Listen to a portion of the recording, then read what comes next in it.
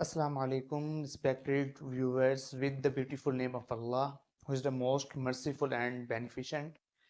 I hope you would be well and good and enjoying the winter vacation if you are teachers or students.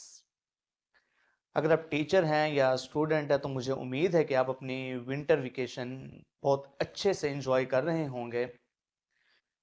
2 दिन पहले मैंने announcement की थी कि ओरेस्टिया trilogy को मैं लेकर आऊँगा।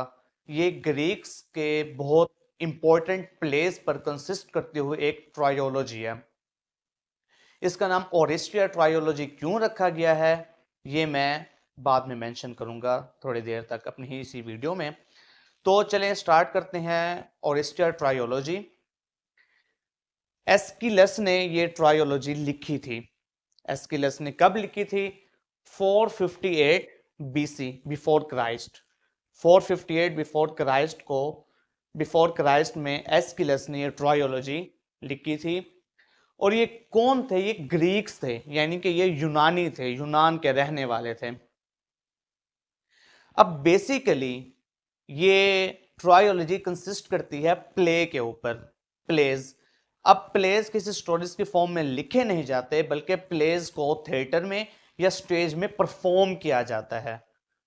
तो इनको परफॉर्म किया गया था, इन ट्रायोलॉजीज को थिएटर में या स्टेज पर परफॉर्म किया गया था।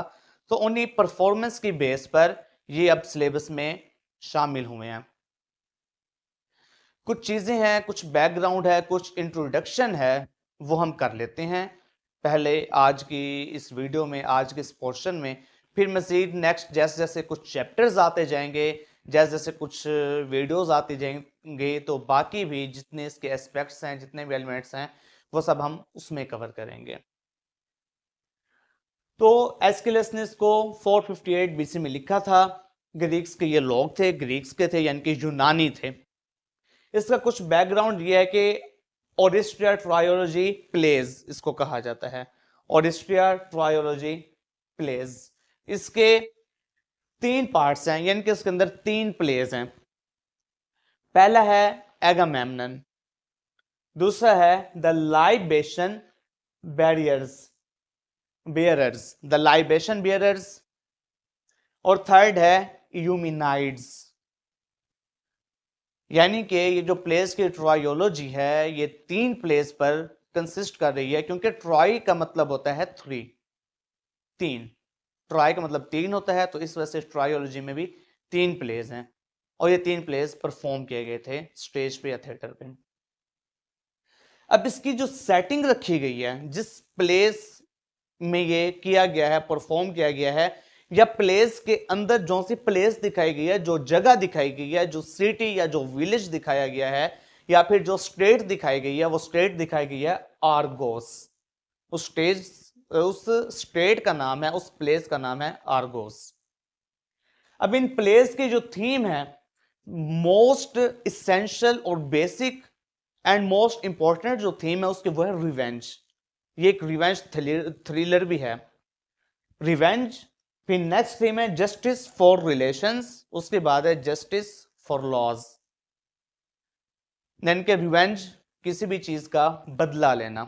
यहां पर खून का बदला खून है, किसने एक को कत्ल किया, फिर किसी और ने उसके कत्ल का बदला लिया, तो ऐसे ये सेटअप एक चलता गया, ये एक कॉन्टिन्यूटी, ये एक चलती रही कि एक सीक्वेंस चल पड़ा मर्डर्स का। यहां पर जस्टिस फॉर रिलेशन, कि किसी ने अपने रिलेशन की बेस पर कत्ल किया, और फिर जस्टिस फॉर लॉज, किसी ने कानून की पासदारी के लिए किसी का कत्ल किया, या कानून के इंसाफ के लिए। यहां तक होप्स हो के क्लियर हो चुका होगा।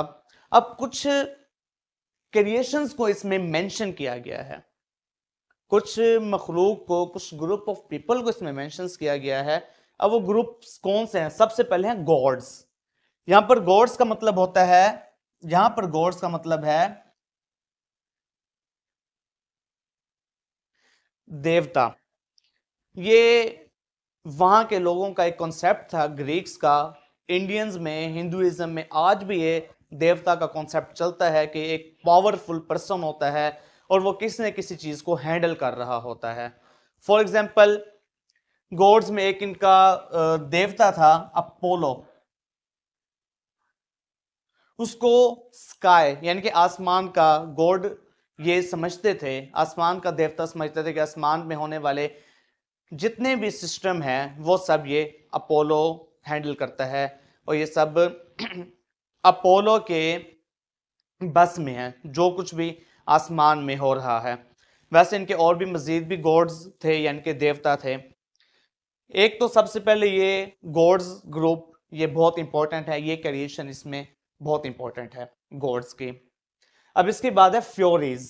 फ्योरीज ये गोडेस, गोडेस यानी कि फीमेल गॉड्स। फ्योरीज ये क्या करती थी? अच्छा सबसे पहले मैं बता दूं, फ्योरीज का मतलब है देवी, गॉड देवता, फ्योरीज देवी। आज भी इनका कॉन्सेप्ट कहीं ना कहीं चलता है। जो नॉन मुस्लिम्स हैं, स्पेशल जो हिंदूज हैं, वहां पर देवी देवता का कॉन्सेप्ट अभी भी मौजूद है। तो ये फ्योरीज जो गॉडेस ये क्या चाहते थे? इनका काम ये था कि जिसने गुनाह किया है, जिसने मिसडीड किया है, तो उसको सजा दी जाए, जिसके साथ जुल्म हुआ है उसको इंसाफ दिया जाए, और जिसने जुल्म किया है, जिसने गुनाह किया है उसको तो सजा दी जाए, और जिसने नेकी किया तो उसको नेकी का बदला दिया जाए, गुड डीड्स का एक उसको बदला दिया जाए। इसको बदले को इंग्लिश में कुछ कहते हैं, इस टाइम मेरे माइंड में नहीं आ रहा है। कॉन्सिक्वेंस, उसका एक अच्छा कॉन्सिक्वेंस उसको दिया जाए। अच्छा एक और ग्रुप है कोरस। ये कुछ ओल्ड यानी कि बूढ़े लोगों का ग्रुप है, 10 से 15 के दरमियान के ग्रुप है। क्योंकि मैंने आपको बताया है कि ये जो प्लेज हैं इनको परफॉर्म किया जाता है स्टेज के ऊपर। अब उस टाइम पे जो प्लेज परफॉर्म होता था स्टेज पर, वहां पर जो करेक्टर्स थे वो बात नहीं करते थे। करेक्टर सिर्फ अपना काम कर रहे होते थे, अपने करेक्टर को प्ले कर रहे होते थे, अपने एक रोल अदा कर रहे होते थे करेक्टर्स। जबकि ये जो कोरस का ग्रुप था 10 से 15 लोगों का, 10 से 15 बूढ़े लोगों का, ये लोगों को समझा रहा होता था अपनी वर्डिंग में कि ये अब क्या कर रहे हैं या फिर क्या करने ये लगे हैं। फॉर एग्जाम्पल अगर कोई सैड सीन आता था तो ये सैड सॉन्ग कहना शुरू कर देते थे। अगर कोई हैप्पीनेस का सीन आता था प्ले के अंदर तो ये गीत और नगमे गाना शुरू कर देते थे, गीत और नगमे कहना शुरू कर देते थे, सॉन्ग्स कहना शुरू कर देते थे। ये साथ साथ सीन्स को इलेबोरेट कर रहे थे, जो कुछ स्टेज पर शो हो रहा होता था, जो कुछ स्टेज पर चल रहा होता था, ये इनको अपनी वर्डिंग्स में बता रहे होते थे। यानी कि ऑडियंस की जो आंखें थी, जो स्टेज पर शो देख रहे थे थिएटर्स पर, ऑडियंस की आंखें तो स्टेज की जानिब थी, लेकिन जो उनके कान थे वो कोरस की जानिब थे। कोरस उनको बता रहे होते थे कि अब क्या हो रहा है या फिर क्या होने लगा है, जबकि करेक्टर्स अपने मुंह से कुछ भी नहीं बोलते थे, कुछ भी नहीं अदा करते थे। आई होप यहां तक क्लियर हो चुका होगा।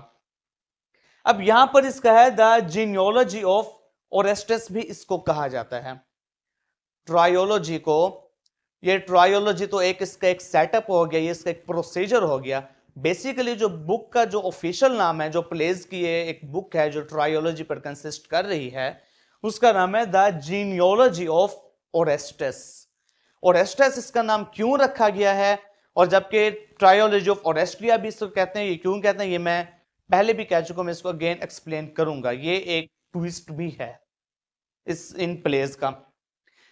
कैरेक्टर्स को थोड़ा सा मेंशन कर लेते हैं। सबसे पहला कैरेक्टर है टेंटोलस। टेंटोलस किंग है यानी कि राजा है आर्गोस का। टेंटोलस का बेटा है पिलोप्स, ये प्रिंस है यानी कि उस इलाके का उसका बेटा है, शहजादा है। अब पिलोप्स के दो बेटे हैं, और पिलोप्स के एक है थिएस्टस, एक है एट्रियस। थिएस्टस इसका एक बेटा है, एट्रियस इसका एक बेटा है। थिएस्टस का एक और बेटा है अगस्तस, उसका नाम है अगस्तस। आर्टियस के फिर दो बेटे हैं, एगामेम्नन और मेनिलस। पिलोप्स का सॉरी थिएस्टस का एक बेटा अगस्तस और एट्रियस के दो बेटे एगामेम्नन और मेनिलस। एगामेमनन के फिर आगे 3 बच्चे हैं। एगामेमनन के 3 बच्चे हैं, एफिजीनिया, इलेक्ट्रा, ओरेस्टेस। एफिजीनिया उसकी बेटी, इलेक्ट्रा उसकी बेटी, ओरेस्टेस उसका सबसे छोटा बेटा। मैनिलस की वाइफ है हेलन। हेलन का मोस्ट इंपॉर्टेंट रोल है, यानी कि इन प्लेज का जो सेंट्रल कैरेक्टर है वो हेलन का है। हेलन का काम कुछ भी नहीं है, ना इसका कोई डायलॉग है, ना इसने कुछ बोला, ना ही इसने कुछ किया, लेकिन ये जो पूरी ट्रायोलॉजी क्रिएट हुई है वो जस्ट इस एक कैरेक्टर की बेस पर क्रिएट हुई है। एक इस कैरेक्टर की बेस पर, और एक टेंटुलस की बेस पर, और एक थियस्टस की बेस पर। बट मोस्ट इंपॉर्टेंट जहां से ये कंटिन्यू हुई है, फर्दर इलेबोरेट हुई है, वो हेलन की वजह से हुई है। लेकिन जो मेन कैरेक्टर्स हैं, जिनकी वजह है, जो बेसिक कॉज है इस ट्रायोलॉजी का, इस रिवेंज थ्रिलर का, इन प्लेस का, वो है टेंटुलस, थियस्टस और हेलन। अब हेलन के साथ क्या हुआ है? हेलन की वजह से ट्रोजन वॉर भी लड़ी गई है, जो तकरीबन 10 साल तक जारी रही थी। एक वार हुई थी, एक जंग हुई थी, बहुत ही खूनखार जंग हुई थी, हॉरिबल टेरिफाइंग एक वॉर हुई थी, जो कि 10 साल तक रही थी। ग्रीक्स और ट्रॉयस के दरमियान हुई थी। ट्रॉय भी एक मुल्क था। ट्रॉय मतलब एक ट्रॉय नाम का एक मुल्क था, वहां के रहने वाले लोगों को ना ट्रॉयस कहा जाता था। उनके दरमियान और ग्रीक्स के दरमियान ये जंग हुई थी, जो कि 10 साल तक रही थी। वो जंग हुई थी हेलन की वजह से। हेलन की वजह से जंग हुई थी, और ग्रीक्स और ट्रॉय के दरमियान हुई थी, और ये 10 साल तक जारी रही थी। और इसका जो मोस्ट इंपॉर्टेंट एलिमेंट्स हैं इन ट्रायोलॉजी के, इन प्लेस के जो मोस्ट इंपॉर्टेंट एस्पेक्ट्स हैं, जो मोस्ट इंपॉर्टेंट सब प्लॉट्स हैं, वो सब इस ट्रोजन वार से निकल कर आते हैं। एक मेन प्लॉट एक चल रहा है जो चल रहा है, लेकिन जो सब प्लॉट हैं वो ट्रोजन वॉर से निकलकर सामने आते हैं। यानी कि ये इसका मेन प्लॉट के बाद जो इंपॉर्टेंट प्लॉट है, जो सेकेंडरी प्लॉट है, वो ट्रोजन वॉर है। अब इसके बाद, अब ये जंग क्यों हुई थी, किस वजह से हुई थी, किस बेस पर हुई थी, तो जब ये वाला चैप्टर आएगा तो इस ट्रोजन वॉर को भी बहुत अच्छे तरीके से इलेबोरेट इंशाल्लाह किया जाएगा। अब जो 2 बार मैं एक चीज को मेंशन कर चुका हूं कि ओरेस्टस के नाम पर यह ट्रायोलॉजी रखी गई है। इसको ओरेस्टिया ट्रायोलॉजी भी कहा जाता है, द जीनियोलॉजी ऑफ ओरेस्टस भी इसको कहा जाता है।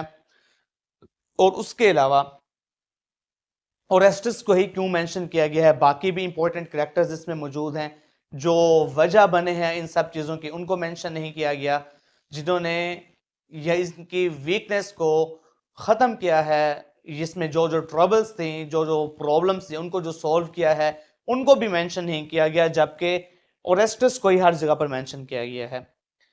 ट्विस्ट ये है, जो एक मिस्ट्री एलिमेंट है वो ये है कि ये ट्रायोलॉजी प्लेस की जब तक एंड होती है, इन सब की डेथ हो चुकी होती है, सिर्फ एक ओरेस्टस सेव रहता है, बाकी सबकी डेथ हो चुकी होती है। तो इस वजह से इसको ओरेस्टस के नाम से मंसूब किया गया है, ओरेस्टस के नाम से रिलेट किया गया है, और इसी वजह से इसको ओरेस्टिया ट्रायोलॉजी भी कहा गया है। और इस पूरे प्रोसीजर का नाम, इस पब्लिकेशन का नाम द जीनियोलॉजी ऑफ ओरेस्टस भी रखा गया है। आई होप के इंट्रोडक्शन आपको कुछ ना कुछ समझ आया होगा, और अगर समझ आया होगा तो इंशाल्लाह बहुत अच्छे तरीके से समझ आया होगा। ऐसे ही सपोर्ट रखिए, फेवर कीजिए, चैनल को लाइक करें, सब्सक्राइब करें और शेयर करें। स्पेशली तौर पर वो स्टूडेंट्स लाजमी चैनल को सब्सक्राइब करें जो किसी भी लेवल पर इंग्लिश के स्टूडेंट्स हैं। और इसके अलावा जो इंग्लिश के टीचर्स हैं या जो भी टीचिंग फील्ड से ताल्लुक़ रखते हैं, जो एजुकेशनल फील्ड के साथ जिन जिन लोगों का भी रिलेशन है, वो चैनल को लाजमी सब्सक्राइब करें ताकि वो कोई भी एजुकेशनल कंटेंट मिस ना कर सकें। आई होप आज की वीडियो आपको पसंद आई होगी। इंशाल्लाह इसके फर्दर चैप्टर्स भी बहुत ही जल्द आने वाले दिनों में मैं लेकर आऊँगा। तो लिंग्विस्टिक्स इंस्टीट्यूशन ऑफ एकेडमी की तरफ से अब हमजा मसूद को इजाज़त दीजिए। अल्लाह हाफिज़।